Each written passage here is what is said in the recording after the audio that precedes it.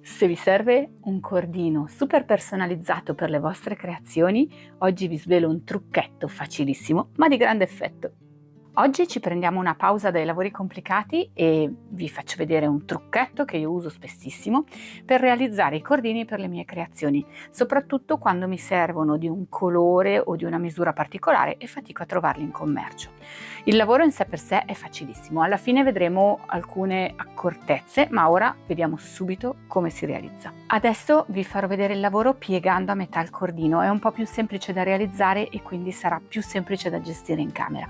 Naturalmente, se il filo è molto spesso, si potrebbe fare anche con una gugliata singola, non piegandola e doppiandola.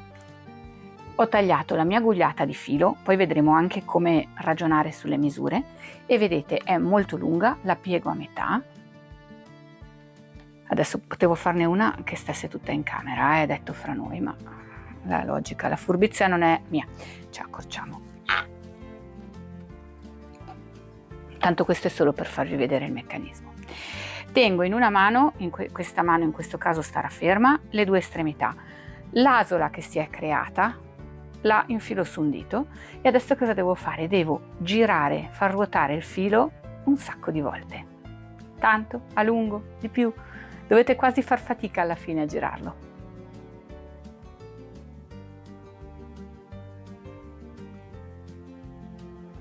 Vedete che comincia ad arrotolarsi uno sull'altro?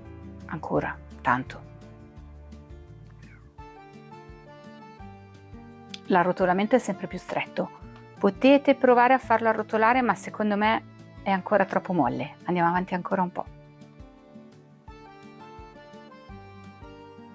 Potremmo essere vicini. Ora cosa succede? Occhio che qua si fa il pasticcio. Adesso tenete ben ferme le due estremità, perché se lasciate andare adesso si disfa e basta. Cercate di tenere distante il filo, le due parti del filo, ma di arrivare a prendere con la stessa mano le due estremità, ok? Adesso si lascia andare e lui si arriccia. Si poteva girare ancora un po', più lo girate e più viene ritorto compatto. Se decidete, io non ho ancora lasciato andare niente, se decidete che volete arrotolarlo ancora un po', recuperate la vostra asolina, lo districate e ricominciate a girare. Questo si faceva da bambine e si faceva in due, una da una parte e una dall'altra, ognuno girava alla sua destra o alla sua sinistra e si faceva nella metà del tempo, soprattutto se dovete fare pezzi molto lunghi, perché adesso vedrete, questo verrà un cordino estremamente corto. Ribadisco, lo sto facendo per farvelo vedere.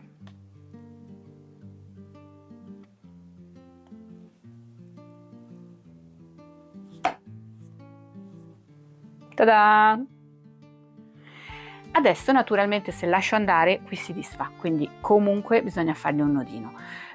A seconda del lavoro per cui lo dovrete utilizzare potete ragionare se fare il nodino solo su questo o metterli già doppi. Adesso magari vediamo qualche possibile utilizzo.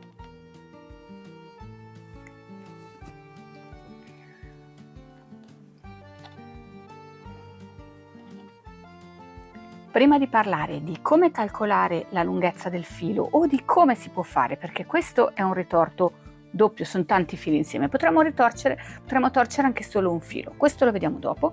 Volevo farvi vedere alcuni lavori.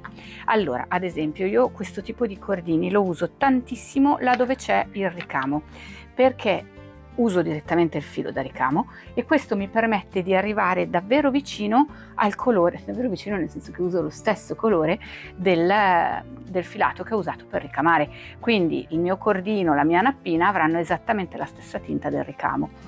È questo il vantaggio, se dovete andare a cercare in commercio un cordino esattamente del colore del ricamo che avete fatto non ve la caverete più, quindi lo usiamo. Questa è una cosa che ovviamente mi ha insegnato la mia mamma quando ero bambina.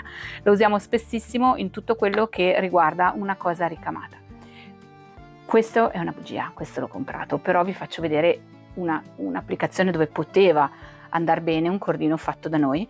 Questo il cordino l'ho comprato perché è un avorio, è facile trovarlo, ma diversamente se mi serviva il colore del tessuto era più facile trovarlo in un filato da uncinetto che non in un cordino già pronto. Vabbè, inutile dire che anche qua c'è del ricamo. L'ultima cosa, no, non è vero, ce ne sono 10.000 di cose per cui potete usare il cordino, ma un'altra cosa che mi viene in mente proprio semplice, che se siete su questo canale di sicuro ne avete bisogno, è fare i cordini per le coulisse delle borse. Di nuovo, in questo caso era un avorio, era facile, avete un colore, volete un colore particolare, volete uno spessore particolare, potete con questo trucchetto realizzarvelo da sole. Adesso ragioniamo un attimo su come fare i conti. Allora, prima di tutto vi faccio vedere velocemente, e in questo caso appunto parliamo anche di misure, il cordino fatto con un filo singolo. Dov'è la mia forbicina? Questo è un cordino fatto con il filo singolo.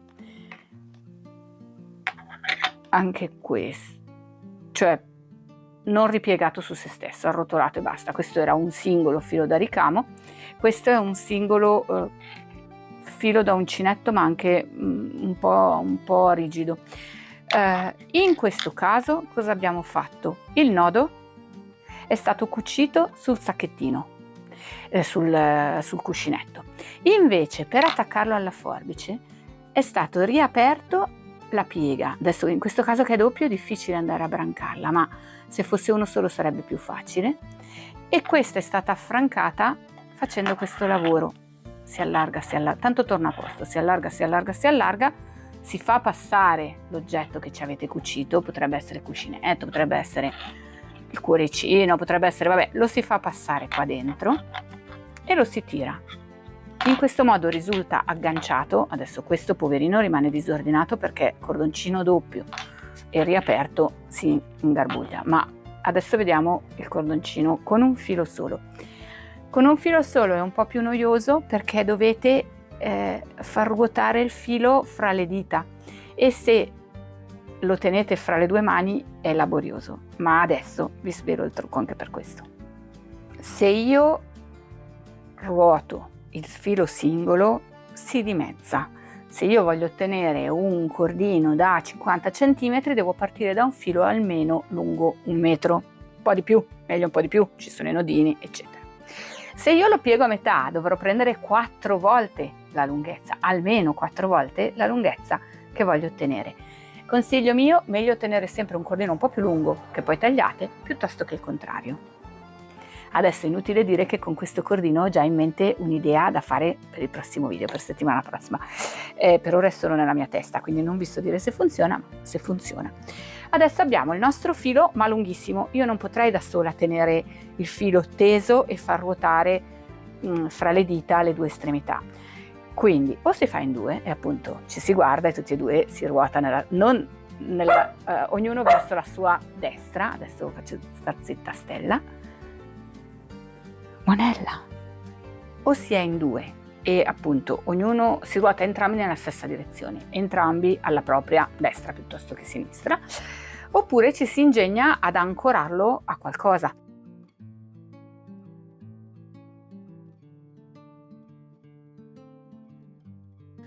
Se siete da soli ci si può aiutare con una pinza o legando un'estremità del cordino a qualcosa di ben saldo, di fisso, che non vi possa venire incontro, e poi si arrotola. Adesso cerco un punto dove agganciarlo comodo e ci mettiamo al lavoro. Vieni con me. Mettiti lì davanti. Quando comincio, questo filo deve stare teso, vai indietro. Io giro verso di qui, tu giri verso di lì. Così. Fermo. Ok, il mio affranco sicuro è il figlio, che è stato subito schiavizzato, e quindi ci metteremo la metà del tempo perché lui ruoterà nel suo senso orario, io nel mio senso orario, e niente, cominciamo. Era meglio una sedia. Se non volevi il mio aiuto non mi chiamavi. Occhio che sei dentro la registrazione. Secondo me ci siamo. Ok, io cerco di prendere la metà del filo e l'altra estremità e vediamo. Pronte?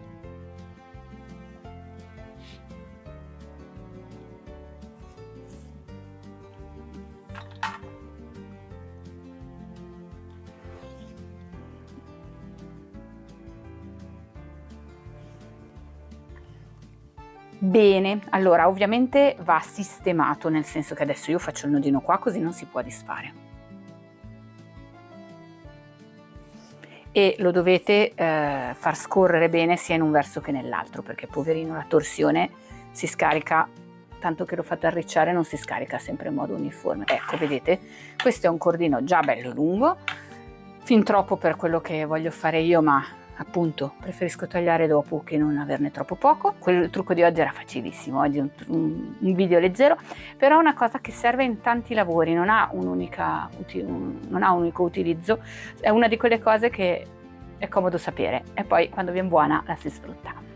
Fatemi sapere nei commenti se lo sapevate già fare, se lo fate con qualche tecnica differente e se il video di oggi vi è stato utile. Comunque sia, ci vediamo settimana prossima.